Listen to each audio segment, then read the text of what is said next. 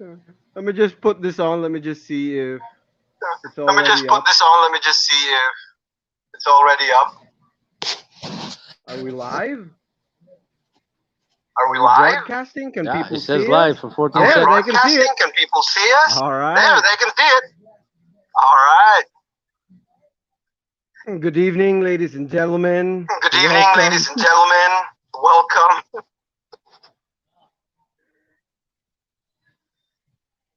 Hi, my name is Joey. This is Hi, a good my friend name of is mine, Joey. This Danny. is a good friend of mine, Danny.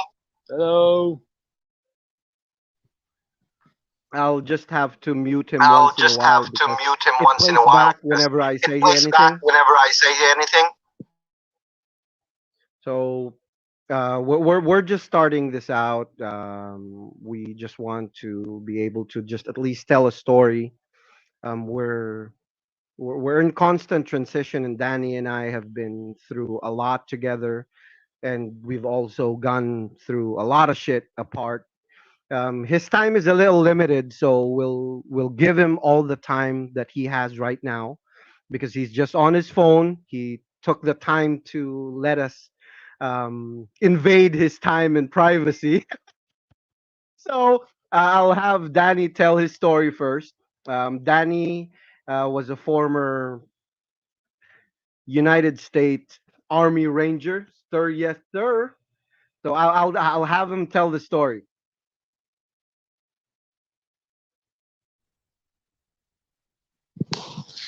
Hi guys. Go Well, ahead, where do man. I Go begin? ahead. Go ahead, man. Go ahead. Yeah, as Joey said, I did serve my time, and then I did my 4 years in the U.S. Army, and then after that, I migrated to the Philippines, and starting from zero, where I met Joey about 16 years ago, and then I found the love of my life here in the PI, and I went offshore, and that's where I've been for the last 15 years until 2017, where we were laid off due to the economic downturn in the oil and gas industry. But going back, uh,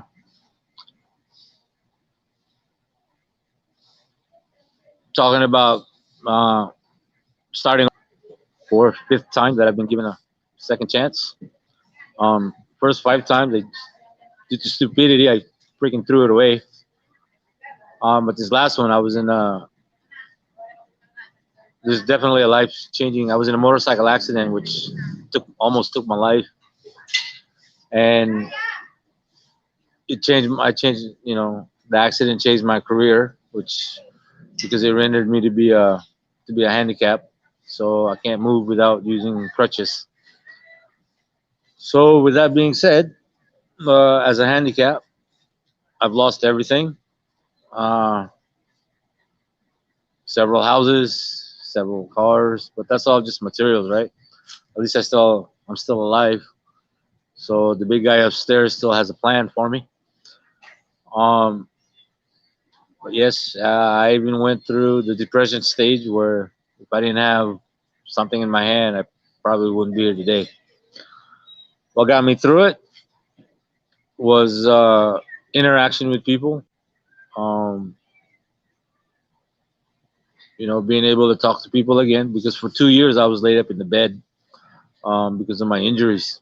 So I've had 5 surgeries on my right leg. That's including a titanium rod that's been embedded in my femur bone, a plate across my knee, one across my tibia, and one across my fibula, which is on my ankle. So as of now, I'm still learning how to walk, but I'm able to go to work. I'm able to start providing for my family again. And of course, we're back to renting, but with a little hard work, I'm pretty sure that we'll be back to owning a house and the cars will eventually come back again. So Yeah, that's about where I'm at. Uh, Joey, In a nutshell, man. In a nutshell, man. In a nutshell. that was You're just in very a nutshell, man. You're very Like that song, "My Life in a Jar," just a very small jar. yeah. Well, really sorry. I'll have to really put sorry. you on I'll mute. have It's to put you feedback. on mute. Feedback. No worries. Yeah.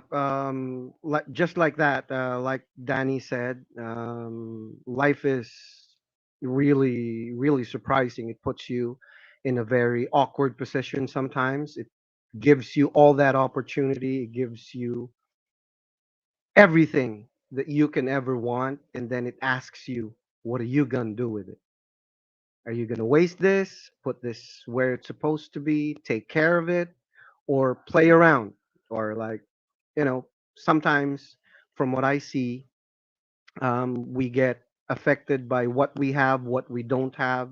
We're chasing things that we really can't understand. A little later, we'll try to dive deeper into that. But right now, I just want to go through a few things while we still have Danny on the line. I just really would like to know what was the heaviest, because I called him earlier before we decided to do this. I asked him because we tried to keep contact during those good times. Sometimes we lost track of each other, and then during the hard times, we were also there together. But there was a time where we had to like move away from each other. It wasn't helping anymore. Sometimes positive reinforcement is just not enough. There are certain things that you have to experience alone, and I think Danny has a really heavy message about that, an explanation of what he said. Tough love, tough love.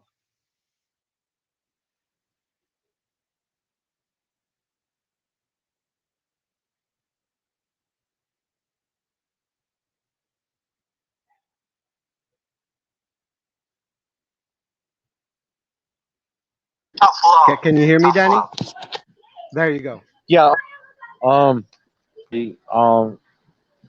They get used to that being babied, There you go. and so hang on a second. Hey, Joey. Sorry, dude. I gotta cut this short. I'm about to get wet. It's about to storm. Later. No problem, man. Thank No you very problem, much for man. the Thank you time. very Thank much for you. the time. Thank you. Yeah.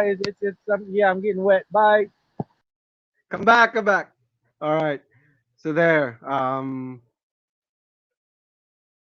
Really sad that he had to drop off. It was an abrupt broadcast, so we didn't plan this. We just did this on a whim, and what Danny what Danny went through is really profound. He did mention he lost his house. Yeah, because he started from the ground up as well in the U.S. and then he lost everything. He came back and then he went to the Philippines. He started his own career again. He climbed up back the ladder. He kept motivating himself. He kept moving forward. And from that, I hope we can probably learn to see that it doesn't really matter where you are right now or how hard you think it is, how debilitating it is of like what you're going through, what you're feeling. Uh, nobody can nobody can motivate you except yourself. And it's just really sad that he wasn't able to say that sometimes tough love is necessary. It's totally different when I say it, but when he does, he explained that he lost everyone as well. Not only his money, his house, his cars, because he had a few. He bought a huge house, a beautiful pickup truck, a wonderful set of motorcycles, cross country motorcycles. He spent millions on on a lot of things that he really didn't need. So slowly but surely, he lost it. He went down the drain. And then he got into an accident. All of his money disappeared. People starting disappearing. Sometimes people were sticking there, but he was still in a bad place, and he couldn't express himself properly. He couldn't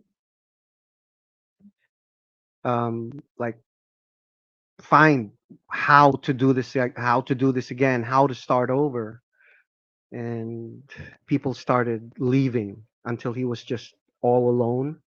And then from that moment, he decided that fuck it, without a leg, I'm walking. So from for me, I started from nothing as well. I got three kids, three beautiful kids, a wonderful wife, and you know, you have to see things from a different perspective always, all the time. Sometimes we compare ourselves to what we see online. We try to emulate people, we follow them or we listen to them because they got what we want, and we don't even know if that's what we really want. That's why we were supposed to set up the podcast or this video for that. We were going to try and drill down on like what motivates you, what gets you started, and then at least try to dig into it without going down a rabbit hole. we we might not have enough time to go through that. So hopefully, a few other people who I invited will be able to join us, and then explain more about this. But I really wanted to start with this, but since Danny had limited time, I just gave him the floor immediately. So this is what I wanted to say as an opening. Out of the night that covers me, as black as the pit from pole to pole, I thank whatever gods may be for my unconquerable soul. In the fell clutch of circumstance, I have not winced nor cried aloud. Under the bludgeonings of chance, my head is bloodied but unbowed. Beyond this place of wrath and tears looms but the horror of the shade, and yet the menace of the years find and shall find me unafraid. It matters not how strait the gate, how charged with punishments the scroll. I am the master of my fate. I am the captain of my soul. And this is from Mr. William Ernest Henley. This has been a guiding principle for me from the time I learned this beautiful message. I've always kept coming back to it with what little understanding I had of it to start with. I I saw that you have to be strong not only for yourself, you also have to be strong for the people around you, the people that you care for. One of the guiding reasons why I did this podcast or whatever we can call this, um, it's because I wanted to be able to reach out and at least talk to other people that have gone through something similar, something life changing. Because I've been going down the rabbit hole of Reddit lately, and I've seen, excuse me, I've um, I've seen a lot of posts, messages, venting people that um, complains. They're wallowing in their misery. They are in a very dark place, and I'm not saying that's that's too shallow for a reason to think of killing yourself. Sadly, I have personal experience with suicide. I have friends who have decided that this is no longer worth it. This is no longer like, fuck it, forget about it.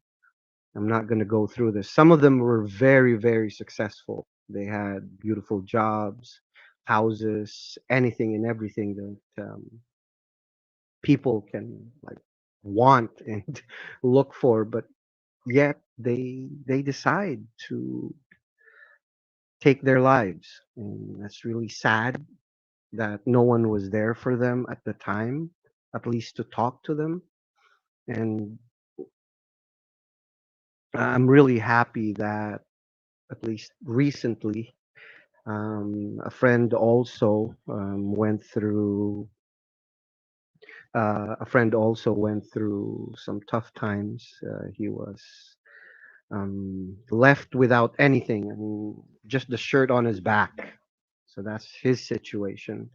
Hopefully, he can join us later if he can. But you know, I think we have to adopt a certain type of perspective. We have to learn to see our lives, reassess, reaffirm ourselves, not through someone else's words, not through someone else's life, but through our own life, through our own struggles. Sometimes people will say that, oh, it's so easy for you to say that. It's so easy for you to tell me that this is the right way to do it. This is what you're supposed to do. And I can understand that. I was there too. I was young once. I got pissed off a lot of times. I'm an angry motherfucker. And and it helped in a way because now I've learned my lesson at least. I know what's important. I know what really means to what's really um, meaningful to me. I can have whatever I want. I can choose whenever I want, but I choose not to at times because I find that it's not my priority. So I guess that's also one of the things that we have to look into and understand. Priorities. We have to set priorities for ourselves, not other people's priorities, but our own timeline, our own dictionary. Words are very, very powerful. They can help us or they can destroy us. So I guess that's the best way for me to like put all of this simply. My process was I decided to relearn. I decided to relearn certain words, put my own meaning to them instead of just basing it on how other people have explained it to me, or I just take lessons from everything, like a hot oven rule. I know it's hot, I know it's going to burn me, but I'll still have to touch it. So a lot of people have that, and sometimes we can just learn from other people's experiences as well. So first lesson, I guess, would be to have resiliency. That's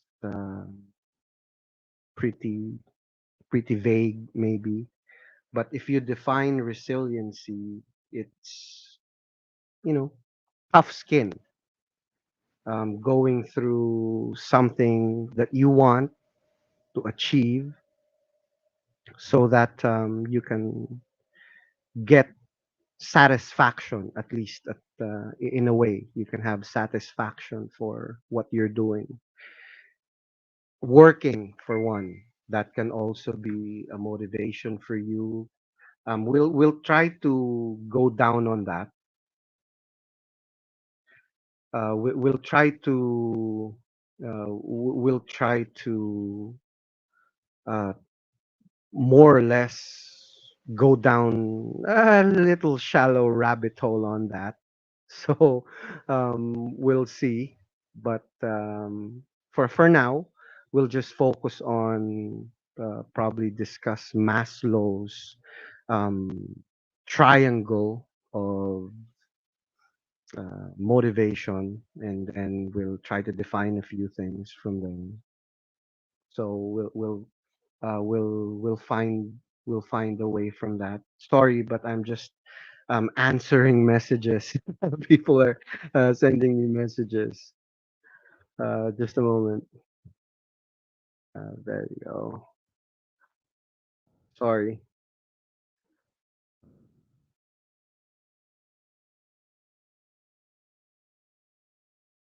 I'm replying to Angie live.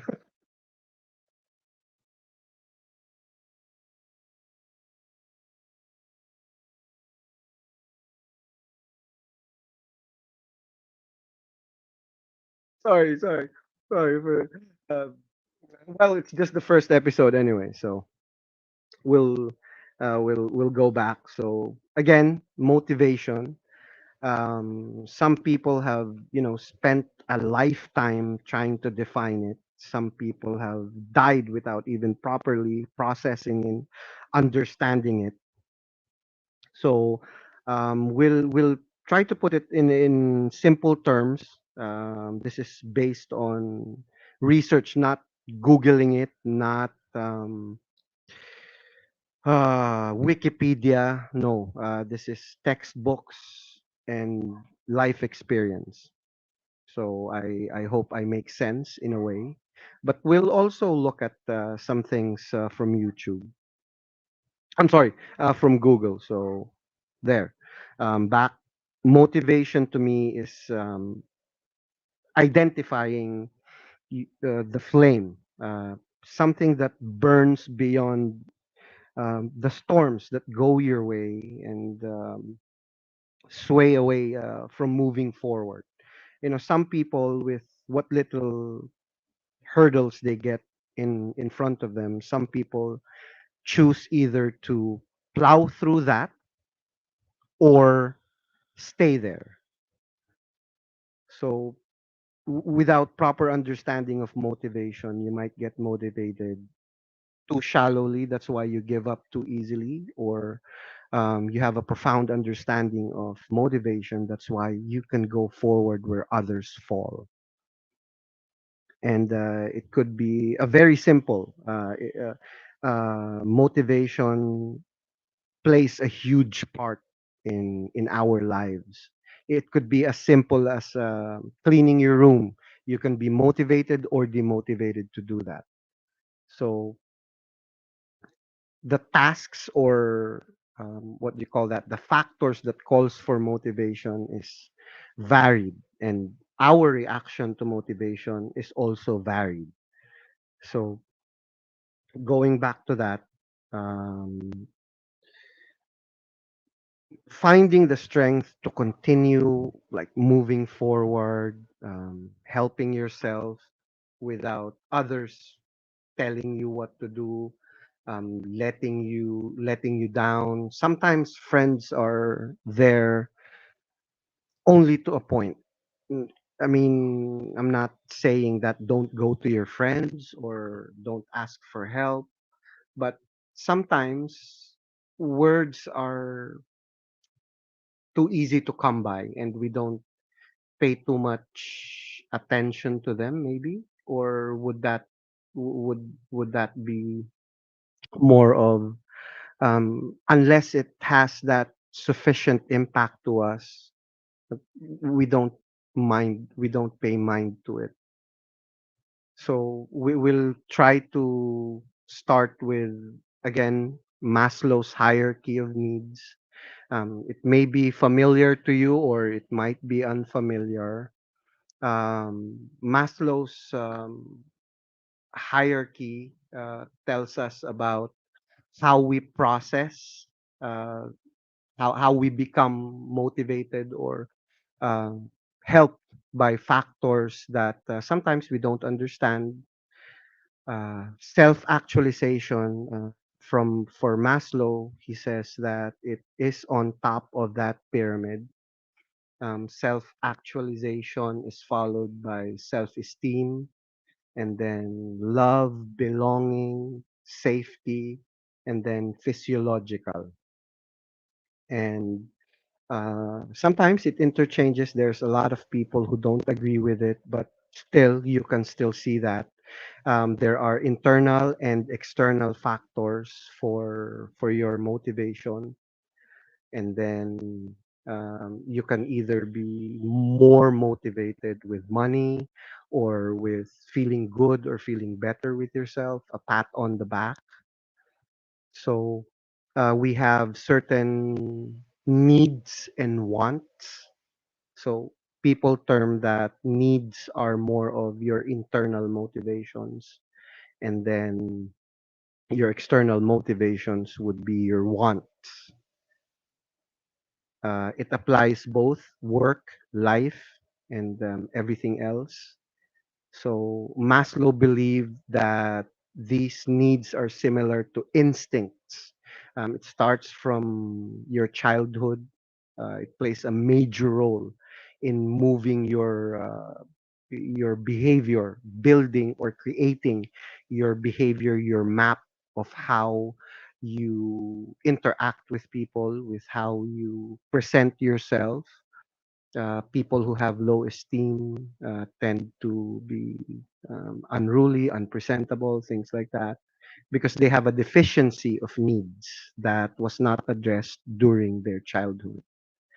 And they could have been deprived or improperly motivated by their parents. That's why, please, if anyone is listening to this that's a parent, please be very, very careful with how you talk to your children. Be mindful of the words that you say. You're either preparing your children or putting a handicap on them. Uh, I was fortunate enough that I had a good balance between my mother and my father. I'm not saying one of the other is bad or worse or good or best than the other. No, no, no. I'm saying I had a good balance because my father didn't have a heavy hand, but he had a different approach. He never treated us like children. He treated us like adults, even from a very young age. My mother, on the other hand, had a heavy hand, but I wasn't a regular child. So maybe I had ADHD or I was hyperactive, but I needed that. I needed um, I needed certain limits to be imposed, physically applied. So, because I couldn't control myself sometimes, even. So, it took a while before I understood that. But my mother didn't also treat us like children. She treated us as an adult.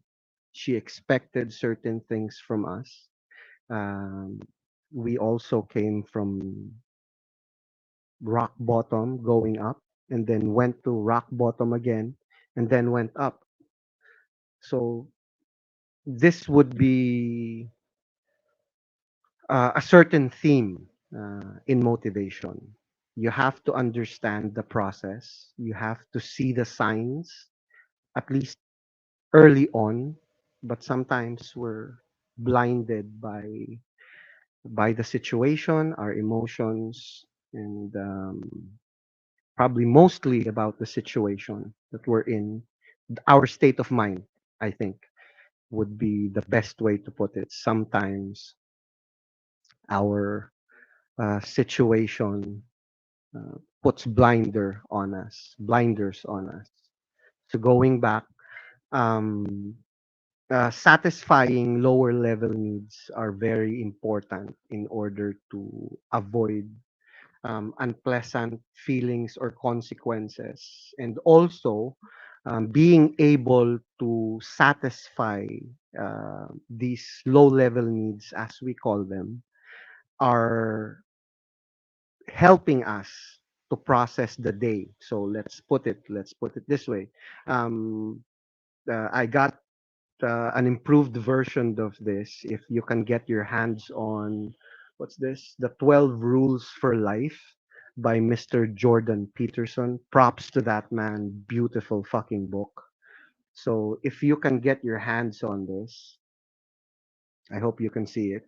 There there there there there right, right there, right there, yeah. If you can get your hands on those, please do. It shows you guides on how to do this properly, and he tells a very beautiful story on how to do it. So going back, fulfilling your low level needs, like let's put it this way. Let's go back to the room analogy. Fixing your room as soon as you start your day, you're giving yourself a win. You're allowing yourself to feel good. It's not a like an enjoyable thing to do, but it's a task that you can complete, something you can check off the list at least. And then once you've done that, you can tell yourself, good job, you fixed it. Now go out, fix yourself. You take a bath, you brush your teeth, probably boil a cup of coffee for yourself, just like this one, or whatever process you have for that day. Now we move to uh, your physiological needs. It usually crosses the boundaries. That's why people are not agreeing with Mr. Maslow about it, that there is no hierarchy, it's just all intertwined. But if you look at it from that perspective, from Mr. Maslow's perspective, it's a lot easier to understand and it's a lot easier to manage. And once you have that understanding, you can get a proper mindset. Once you have the mindset, I can't say that enough, I can't stress it enough. Mindset is a very, very important thing. It probably it will, I can say that from experience. Mindset can and will save your life. So we'll go to the physiological needs. Basic psychological needs are probably fairly apparent, but these things are very vital for our physiological survival. So we'll start with food, your water, your air, and at least a good balance in your feeling, in your what's the right word, state of mind there. So the basic requirements would be to have at least food, water, breathing, and a good environment there. I think that would be a good place to start. And then security and your safety needs. This is said to be the second level of Maslow's hierarchy. So physiological usually falls on the bottom. You can get this by working, and you should be motivated to work to get all these, right? So, security and your safety needs, that's your financial security, your health and wellness. That's why also one thing that should be part of your list is taking care of yourself physically. When you're physically fit, like when you exercise at least, you feel good. You're sweating it out, you're processing things, you're sleeping well, not too much, just sleeping well at least. They say it's 8 hours a day or 9 hours a day. It really varies from people. So safety and security for yourself, your personal security, having a good environment. That's also part of it. And we're just simplifying this. You can agree or disagree with me. It's okay. You can do your own research, and you can find and have your own dictionary for these things. I implore you to do that. I'm just giving you at least a guideline, or at least a way to start, a place to start, rather. So also, part of the security and safety needs is having a stable job. So that's one of the most important things. Being able to provide for yourself or your family, at least job security. That's why some people stay with a company for, like, for the rest of their lives. So we'll get to pick that apart a little later, but we'll just start with this. So, together with the safety and psychological levels of this hierarchy, will be referred. I'll just refer to it as basic needs, and then your social needs is also something you have to have. We are social animals anyway, but there are loners out there. Some people prefer the company of themselves sometimes. And I can understand that. I can respect that. That's not a problem. That's not an issue. It's okay. But that's also part of it. We have certain social needs. Some people are saying that it's a biological need because we all have a need to procreate. But that's different. That's a different conversation altogether. So your social needs would be uh, your desires, your it's this would be your internal motivations, love, acceptance, belonging, and this would be a little deeper into your motivations, your friendships, romantic attachments, your family, of course, your peer group, your social groups. It doesn't necessarily mean that's only the people in your office or like people around you, your friends in high school or college or whichever. And then you also have your community group, your neighbors, people around you that's in very close proximity. And I would love to take it away, but we have to include your religious preference, because that also plays a huge part in who you are and your motivations. um, your church and probably a religious organization. Some people don't have that, some people don't believe in that, but it's also having faith allows you to dig deeper. Usually if you don't have faith, people will, like, go a mile and then further if you have faith. Because if you believe at least in something, deep down you believe in yourself and you know you can get through anything and everything that comes across your life. And you don't have to believe in specific God or religion, denomination or whatever. You just have to believe that there is something out there that's looking out for you. Now, um, going back to Maslow's hierarchy, your esteem needs. This is like the fourth level, if I'm not mistaken. We may be able to get back on this. We'll discuss this with other people maybe after a while, and we'll try to dig more on this. But for now, we'll just at least try to scratch the surface. And when the needs of the bottom three levels have been satisfied, at least, the esteem needs begin to play a lot more prominent role in motivating your behavior. At this point, it becomes increasingly important to gain the respect and appreciation of others. This is This is where other people fall prey to manipulation. This is where other people like jumping a bandwagon. It's more of belonging. When you don't have a firm foundation of who you are, a firm understanding of what you really want, you don't have your own self identity, then you this can be used against you, especially if you don't understand it. Especially, especially if you don't understand it. Now, if you can, please look into it. Try to like have a wonderful discussion with yourself about this.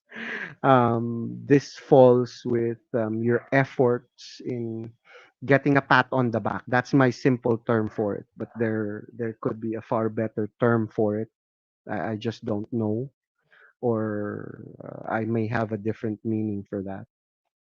This relates to how you perform in front of others. When you're looking for, what's the word? Um, Appreciation, but there, I think there's another word for it somewhere. I just can't remember this. So you're more motivated when people are telling you, "Oh, you're doing a good job, wonderful, perfect." The likes on Facebook, Instagram. I think this also falls on that. It may be the main reason why people get addicted to it. It's because you're looking for um, acknowledgement. That's the fucking word. Thank you very much. Some people need to be acknowledged, and then it's a way for you to be played with sometimes. People will tell you, "Oh, you're doing great. Oh, you're doing perfect," but they have their own motivations in doing that because they probably get something out of it too. So, you have to look at that as well. Am I looking for someone else's acknowledgement, or am I acknowledging myself enough to understand it and to really have a good feel of a feeling of accomplishment for myself? So some people participate in activities, professional activities, or academic accomplishments, or like athletics, teams, participations, hobbies. Also, your esteem needs would fall under that. Um, Trying to find uh, your self-esteem and recognition for what you're doing, and it also gives you confidence. It gives you that ability and develop your feelings of um, sometimes it's also abused self-confidence. Sometimes too much self-confidence is also um, mm, good, man, not good. So you have to find a good balance between that. You'd have to be able to at least know who you are, what you can do, what you're good at, and go from there. You don't need someone to tell you that you're good when you know, in fact, that you're doing good. All right? Recognize yourself. Look in the mirror. You're doing good, motherfucker. So you tell yourself that. All right? Some people go down a deep hole of self-destruction because of that. Nobody's telling me I'm doing good. Nobody's telling me I'm a good guy or whatever. So fuck that. Focus on yourself.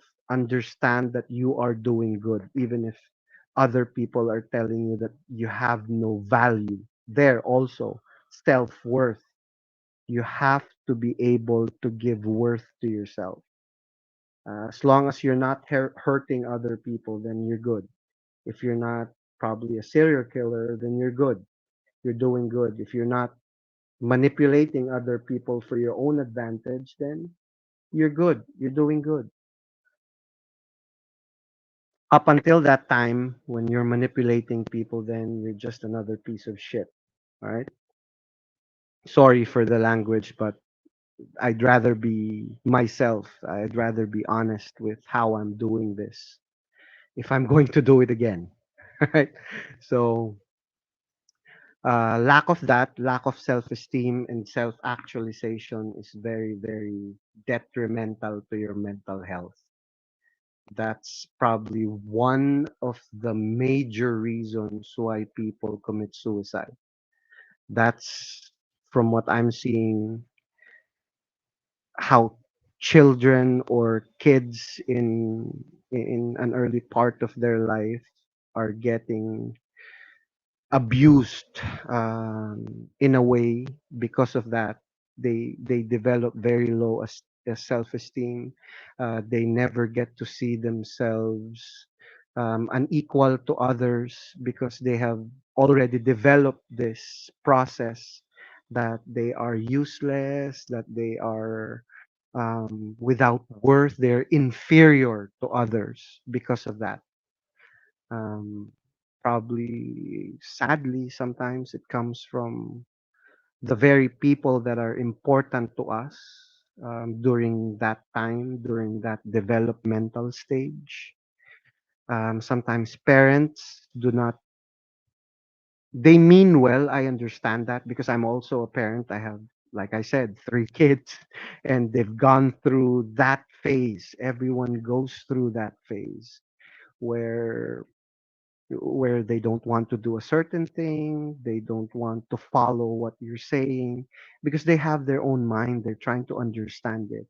Probably extending a little patience would be great. I really hope there are others out there that see that, how important that is. If you're an uncle, if you're like a friend, please don't tell them that your parents are wrong. No, no, that's the wrong way to approach it. The best way to approach this, I think, is to tell, probably your friend, that they need to have a conversation with their parents, in front of someone else, or they have to discuss the way how it's done with someone else, like probably an uncle or someone else, at least there to guide. Sometimes during a conversation, it can get heated up by the moment, by the emotion, of that situation. If you keep telling your child that just because he has bad grades or whatever, I'm a firm believer that you could have bad grades, but you're a great person. You know, I had bad grades. I'm not a great person, but people still come to me. I'm practically a fucking asshole and a jerk, but people still come to me in their times of need, to talk, to like ask for some guidance. And I was wondering why. Why would people listen to me? Why would you even want to like bare your fucking soul to me, when you know in fact that I will not tell you what you want to hear? I'm the guy you come to when you need to hear the truth. Dude, you're fucked up. You're using too much fucking drugs, or you're drinking too much. You have to stop this shit. You've already lost everything. And then you're still doing it, man. I'm really sorry. But I can't fucking help you if you don't want to help yourself. That's what I say most of the time. That's why I've wondered why people would come to me when that's what I say.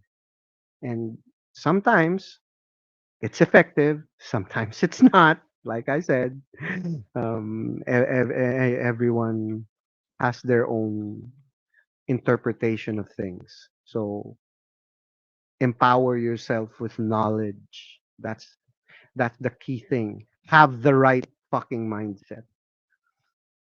Going to the top part, it's almost intertwined, maybe, or it works hand in hand with the hierarchy of needs. Your self actualization is on top, which is almost tied to your self esteem. So if you're doing good, you're feeling good, you're thinking good, and everything else follows. And like I said, a lot of people are criticizing this. Your needs and your wants do not follow a hierarchy or whatever. But based on my experience, I've been here alive, breathing for the last 40 years. And based on that, uh, probably 38 of those, no, yeah, 38 years of out of that.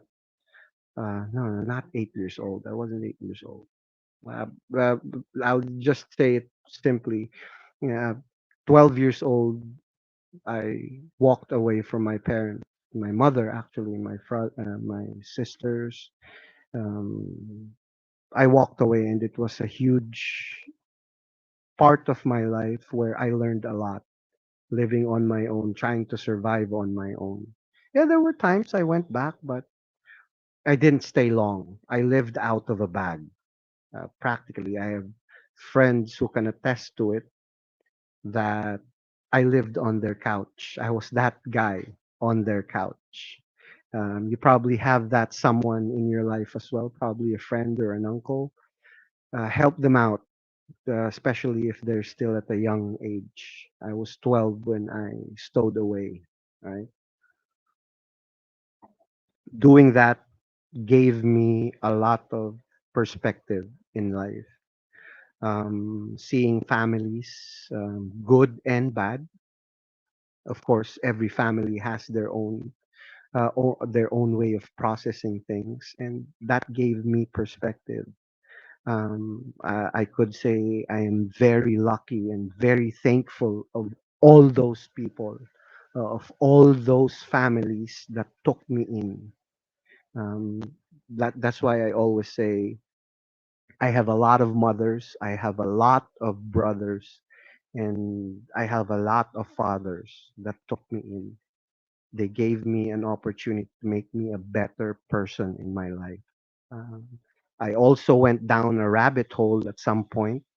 I went to a very dark place, and thankfully, because of understanding all of this, at some point in my life, I decided to make a change and make myself better.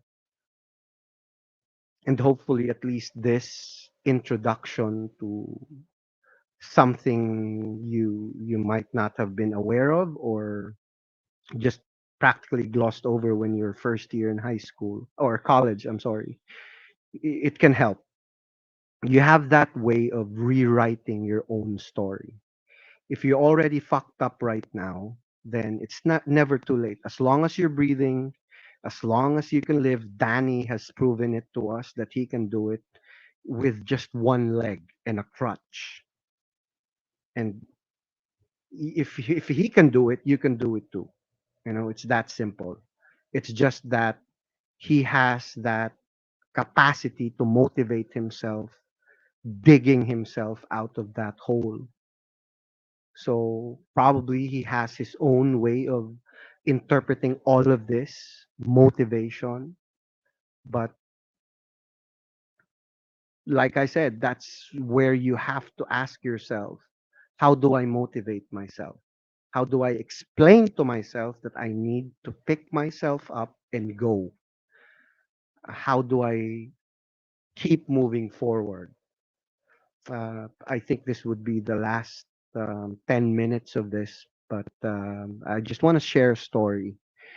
I went for a bike ride. It's 100 miles. It was a target for me.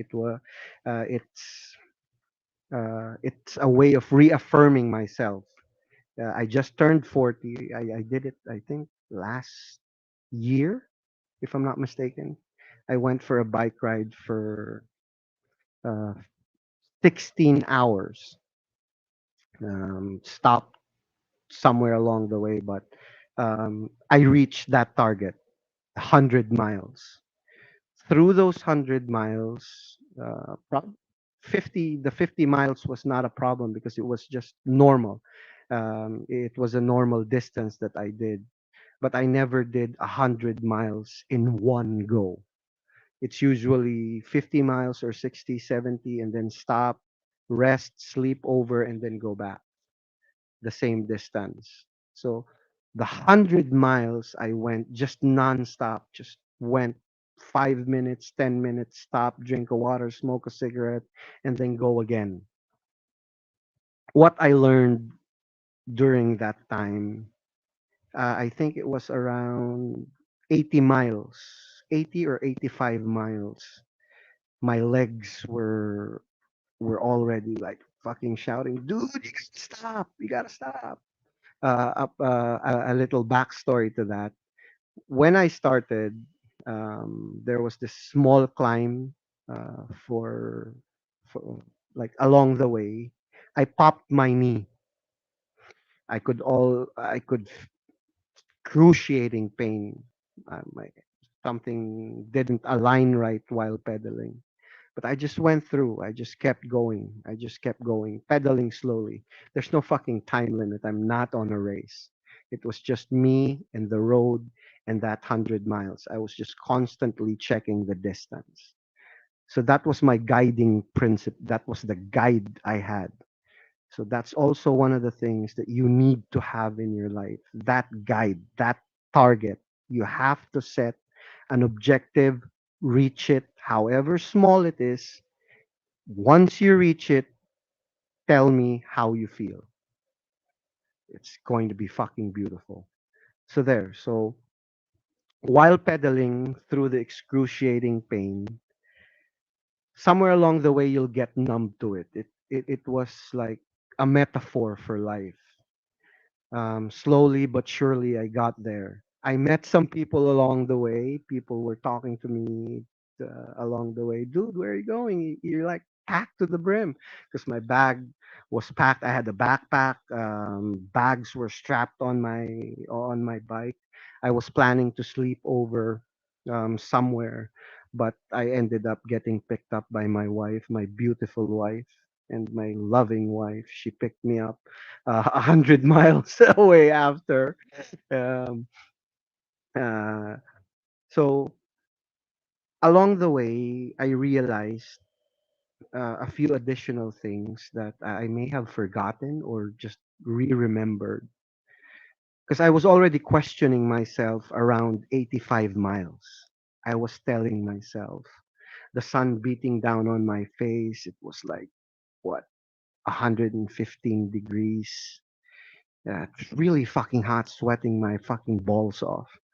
I couldn't almost breathe anymore. My knees were killing me. My ankle was killing me. My legs was killing me. But in my mind, I was already having a conversation. We'll get to that later. I was already having a conversation. I was telling myself, "What the fuck are you trying to prove? What the fuck are you going to get with this, man? There's no there's no parade on the end of the line. There's not even a finish line, motherfucker. Just stop, sit down, just give up. Call your wife, ask her to pick you up, and then we go home. Have a shot of whiskey and you're good. You don't have to get to the 100 miles. You don't need it. You've already done that 100 times over. But af- through that, I just realized that sometimes we also pull ourselves back. Our biggest enemy would be ourselves. Because I think, if I'm not mistaken, that was the very first time I was being demotivated by myself. My own body was giving up. Fucking old fart. uh, Expected. Um, my body was already telling me, dude, that's enough, man. That's enough. You, you have nothing to prove. You can give up. I was being demotivated, I'm sorry, by my own self. I was being told by myself, give up, give up. And it was funny. It was funny. I answered back, fuck you, shut up, and keep pedaling. Fuck you, shut up, and keep pedaling. I think the video is here on YouTube as well of that me, yeah, saying "fuck you" on the finish line when I finally got there. Um, when I saw the countdown going past 100 miles, it was it was better. It was almost like sex. It was almost like sex. Like you came at some point after that when I saw that 100 and then 0101, it just kept going forward. So I was able to understand that sometimes you can also pull yourself back from getting where you are. You're what's that? Self sabotaging your own actions. I don't know if you've seen that happen in your life. Maybe, maybe not. Hopefully, you never do. But I just realized there were also points in my life where I was doing that unconsciously. I wasn't performing at work. I was not honest with people I dealt with, relationships I was in. I was lying to myself. In turn, I was lying to them. So I think the lesson we have to learn that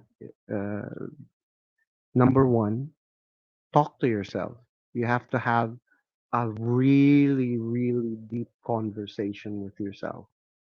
You have to ask yourself, why are we here? What are we doing? How long will it take us to get there? Set your goal. At least probably start with, I'm going to make coffee tomorrow, right?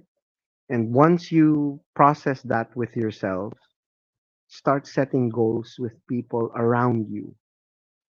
It could be a spoken, uh, it could be a spoken contract between you or an unspoken contract between you.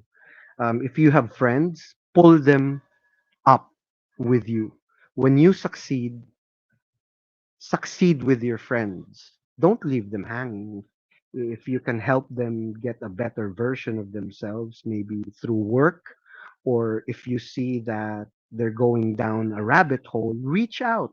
It's it's not too much. I mean, we have the fucking technology, fucking internet. Use it properly instead of just scrolling through boobies and shit. Look through your friend contacts. Reach out to a friend. Maybe they can pull you up. Maybe they can help you. You know, if you're going through some shit, then maybe they can help you. Maybe they can help you make a better version of themselves, or you can help them make a better version of themselves. Second, have that mindset. Find a mindset.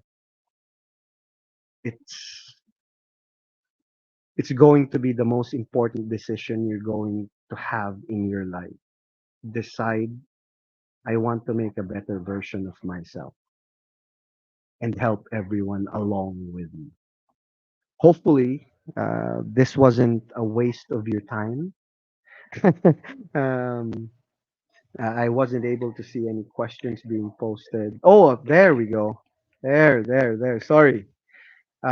We have a friend who's asking Mr. Ruel Gulinao, why do you think people willfully and consciously engage in self-destruction, or I'm sorry, self-destructive habits while ignoring our better judgment? That's a beautiful question, sir. That's a very, very beautiful question. Thank you very much. Um, the way I see it, when you're going through a tough decision in life, or you're going through a very, very rough patch in life, you'd rather go through negative. That's the easy way out. Self self self destruction is probably one of the most innate unconscious decisions we have, a nihilistic point of view. It could be very, very unconscious to us. We're all dying anyway, right? So why the fuck do this better? We're all dying anyway. So when you don't, when you have that perception, when you're looking at life through that lens, through that filter, especially like I said, if you're going through a very, very rough um, situation in your life, if you're going through probably some misunderstanding with your partner, your marriage is falling apart, or you just lost your job, you have very low self worth. So you don't see any reason, you don't see any, yeah, reason. That's it. You don't see any reason why you should bother to fucking fix yourself. You don't have the right state of mind to motivate yourself properly. So again, motivation is a double-edged sword, just like everything else. It's a two-way street. Motivation could be positive, motivation can also be negative, depending on your state of mind, depending on your mindset, depending especially on your mindset. If you're in a very dark place, you won't want to see the light. You've gotten accustomed to the darkness. Just like when you wake up, if you're coming out of a dark room, you open the light, fuck, you close your eyes, right? That's a knee jerk reaction. It's something that um, we react naturally to. So most people would rather stay in the dark than go outside and play. I really hope I answered your question, Mr. Gulinao. Hopefully, I was able to answer that. So, going back, I really hope I was able to at least explain this to you or make some sense out of this. I hope I made some sense. Thank you very much for your time. I really, really appreciate you listening to this, and I hope there was a way, in some way, I was able to answer some questions that you had in mind, probably. And then just please, if you want to talk about this again, if you want to jump in, let me know. Go through the comments, send me a message. Um, we'll go from there. Hopefully, this is going to be something that's moving forward continuously. I'll try to motivate myself to do this. I'll try to motivate myself to do this more. Again, thank you very much. Good evening. And remember, you are always in constant transition. You are not on a fixed plane. You are constantly moving. So you have to decide, are you going to move forward or backward? Have a beautiful and safe night. Thank you very much.